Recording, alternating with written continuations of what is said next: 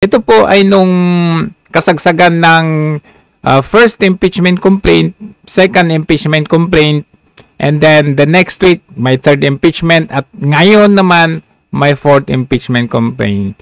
Panoorin natin at intindihin natin kung magiging successful ba or mag-succeed ba itong ginagawa nilang shotgun complaint for impeachment kay VP Sara. Panoorin natin ito. I've read some of the complaints.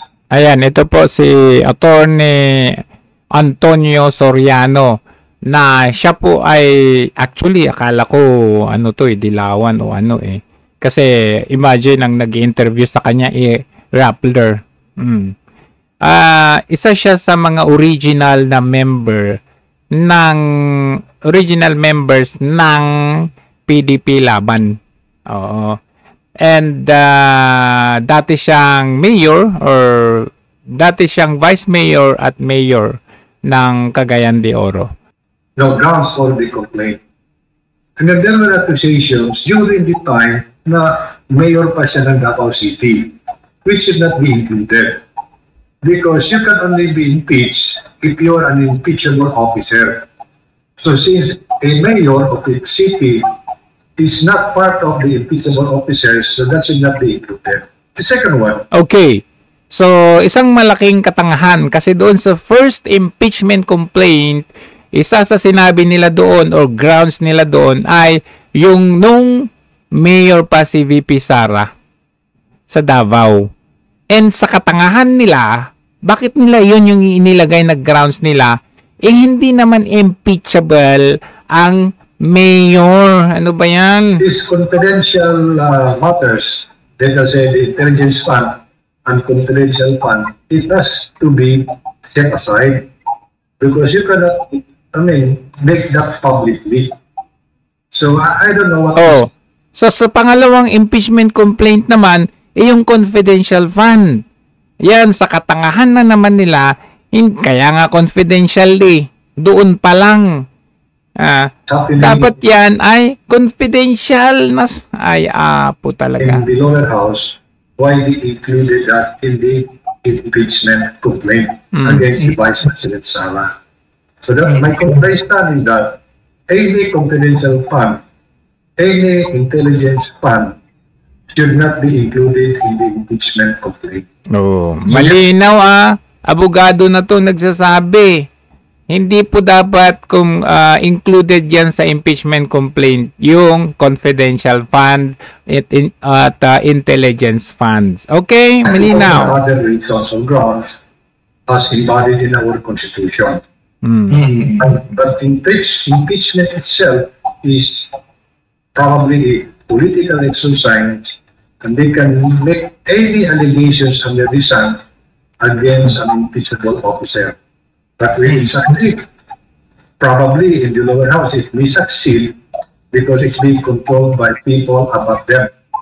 In other words, the Speaker of the House is that much powerful now, and they can control the proceedings in the lower house. Okay. So, maaari mag-succeed daw sa House kasi syempre kontrolado yan ni Speaker Martin Romualdez na pinsan ni Marcos Jr. Bangag. But so far as the senators are concerned, that is another story. Because the senators, number 23 of them, 23 na lang, because Senator Angara has become our education secretary. So 23 senators that will decide the fate of the Vice President is very hard to get. 2/3 of them. So, it may succeed. So, kailangan nila ng 16 above na pipirma.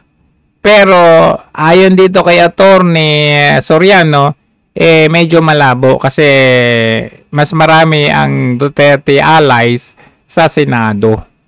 The lower house, because people or someone is controlling them. You will be surprised that it is now the Akbayan or Makabayan law that is spearheading the impeachment complaint. And they will not do that without any consideration. from the Speaker of the House. Any consideration for that matter? Agoy! Tama naman talaga, di ba? Itong mga ginagawa ng mga makabayan block, ng mga dilawan na to, ayon dito kay attorney, ay hindi daw nila gagawin yun kung wala namang basbas o abiso mula dyan sa kay Speaker Romualdez. Nakita naman natin, di ba, nag-meeting pa nga yung mga yan eh.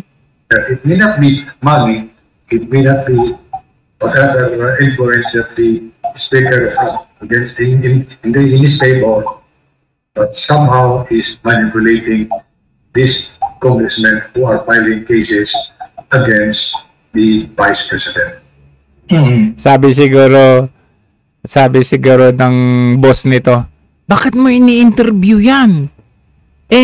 Alay ni Duterte yan. Tingnan mo tuloy, napapahiya tayo. Pumapalpak yung impeachment complaints natin. Binubuking tayo ng abogadong ito. Now, this is a straight question. Straight question daw. Pero napapahiya kayo. Duterte should be impeached. Do you think Sara Duterte should be impeached? Does she deserve it? Impeachment, maybe. Is she deserve to be impeached? But conviction, no. Because in the 24 grounds that we mentioned, probably one or two of these grounds may be a possible violation. That is made possible. But then, and so far as conviction is concerned, in the Senate, I don't think there is a chance. Agoy! No chance pala eh. There is no chance. Kaya naman pala, umabot pa tayo sa pang-apat na impeachment complaint. Kasi kung una pa lang, first impeachment complaint, di ba dapat yan pumasa na yan Sinubmit na yan dapat. Yung endorsement na yan, nasubmit na yan dapat kay Speaker Martin Romualdez. O di, doon pa lang. O kaya, bakit wala yun? O, dumating pa sa second impeachment complaint.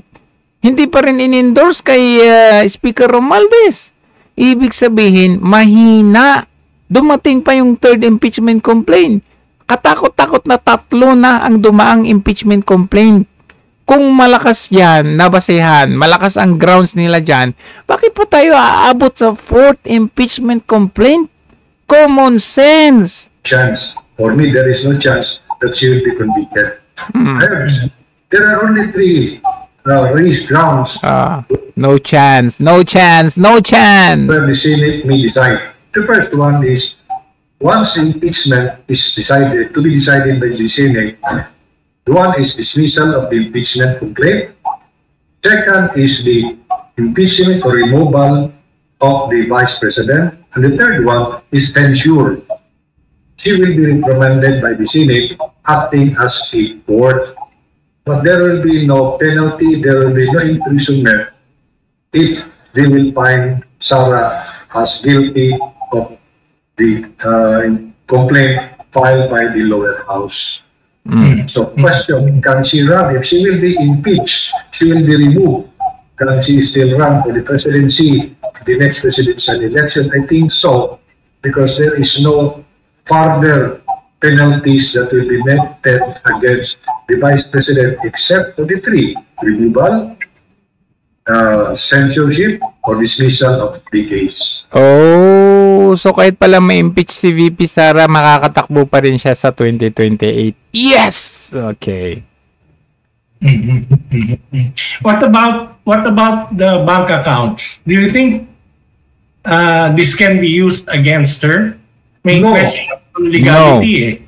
No, because your bank account, you, me, or anybody, any of the person's bank account cannot be given by any bank or the matter without a court order. Court order. Wala namang court order kasi ito impeachment naman ito. Now, even if the COA finds discrepancy in the report of the Vice President, she should be given a chance to rectify. But I don't think so. Due process of law, kumbaga. I don't think that the COA was this process done already.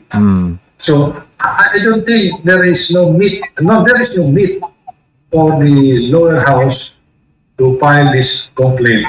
What they are doing now, is they are making this gun shop approach gun shop. Maraming pellets ang pinatapon nila hoping against hope that one of the pellets will probably hit the mark. Oh, so shotgun approach. Very obvious. Bakit? First impeachment complaint. Wala pang isang week. Day 2, day 3, second impeachment. Tapos kinabukasan na naman, third impeachment. Tapos nakita nila, eto nga, 'di ba? Aminado naman 'yan ng mga Makabayan Black. Anong sabi nila? Wala pa atang 5 o 6 o wala pang 3 or 3 lang ang nakapirma diyan. Na sa impeachment complaint na 'yan. Doon sa third impeachment complaint, 3 pa lang. Yung iba pledge pa lang. I mean, we're talking about sa lower house. Kung sa lower house, hindi nga umabot ng 10 ang pipirma dyan, negative. Paano magsasucceed? So, dyan pa lang, sa house pa lang, bokya na, sa Senado pa kaya? Kaya tuloy, nagsa-shotgun na, bang, bang, bang, bang, indiscriminate firing ang ginagawa nila. Baril dito, baril doon, baril, shot dito, hoping that one of the bullets or the pellets will hit the mark, sabi nga nitong si Attorney Soriano. So, ano na ngayon? Anong petsa na ngayon? In the Senate as acting as an impeachment court. But personally, in my opinion, it will not hold water. She cannot be removed on the basis only of the allegations made by the complainants. Agoy! Ang sakit naman yan. Sige, antabayanan natin ang comment ulit nitong si Attorney Soriano dito sa 4th impeachment complaint. Kasi itong comment niya na ito, first and second impeachment complaint. Wala pa dito yung 3rd impeachment complaint. But, nonetheless, pare-parehas yung kanilang grounds dyan. Yung kanilang grounds sa first impeachment, sa second impeachment, and even the 3rd impeachment, inuulit-ulit lang nila. Which is, hindi talaga siya mag-advance kasi nga, una, like for example, mayor siya. Hindi naman impeachable yun. Confidential fund, hindi naman pwedeng i-disclose yun. Kaya talagang, nako. What about the threat that she made against the president? Security. Isn't it a ground? No, it is not because... Agoy, it is not na naman. Culpable, meaning to say, there was really that intent. It has to be may intent daw. proven. Grab on corruption, it has not proven yet because as I said, she has to be given that due process by the COA. And the bank account, it cannot be used against her because there was no court order asked by the court. The Squadcom committee. So those cannot be used, or those are things that should not be used as a ground for impeachment. But then, Sara or Vice President Sara must face the court because I believe that she has this case of great threat. Threatening the president is a big no-no. She has to answer for that in a judicial hearing. Alright. So, at least fair siya dito. Sa impeachment, hindi po siya pwedeng maging ground. So, kung talaga sila kasuhan nila in the proper court, yung threat na di umano silang threat daw kay Marcos Jr. sa korte po yun. Hindi po sa impeachment. Not in impeachment hearing. So your position is that cannot be used for the Ang kulit mo din sinagot mo impeachment.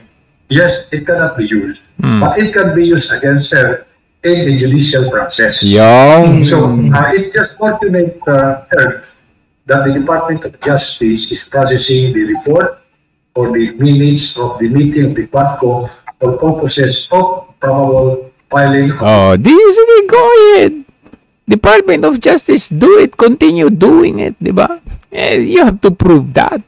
You have to prove that it was a threat to the president. Pero sa impeachment complaint, no. Criminal case, actually, possible grave threats against the vice president.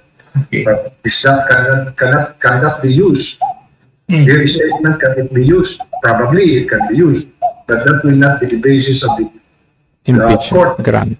The senators are asking as impeachment court only for that purpose that he will be removed from office. It may not happen.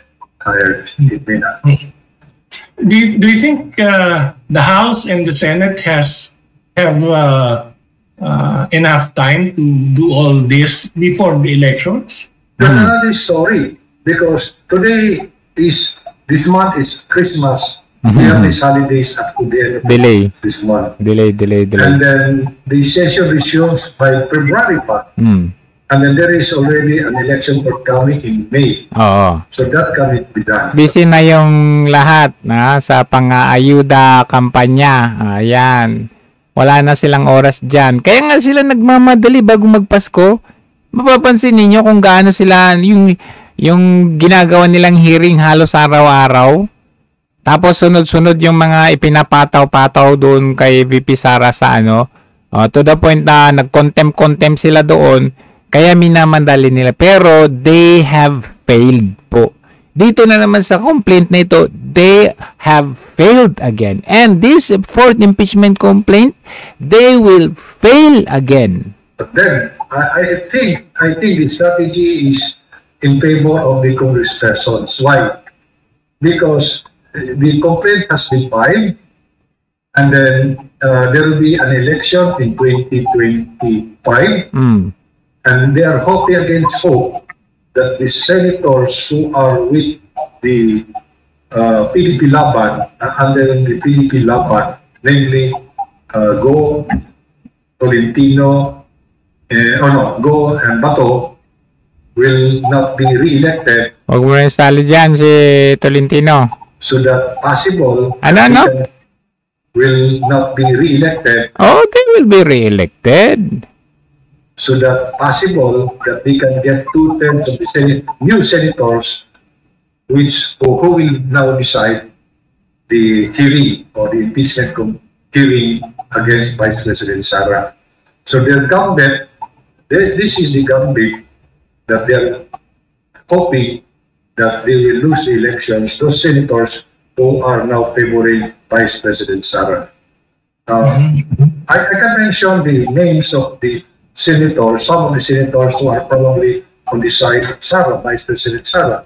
Senator Bongo, Senator Bato, Senator Tolentino, Senator Jaime, and possible Senator Villanueva, and they do Estradas. They need at least 15 or 16 senators to convict as Vice President Sara.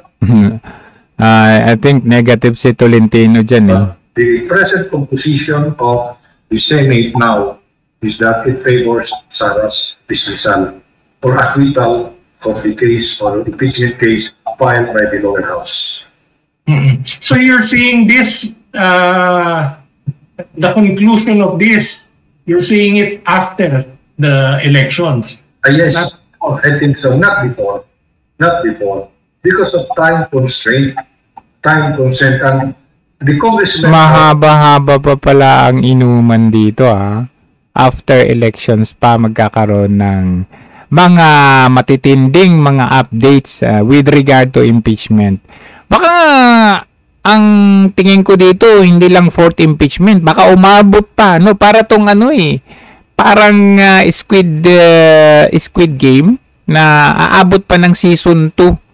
So parang itong first impeachment complaint is episode 1 Second, episode 2, third impeachment, episode 3. Yung mga ganun bang datingan ba? Really? Baka abot pa tayo ng episode 14. Very much aware that some senators will not vote against Vice President Sara. Remember, Senator Binay is retiring or ending her term. But Binay is on the side of Sara based on her statement.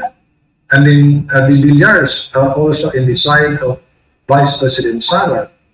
So they cannot get 15 or 16 senators to convict or to impeach Vice President Sara. It's not possible at this point in time.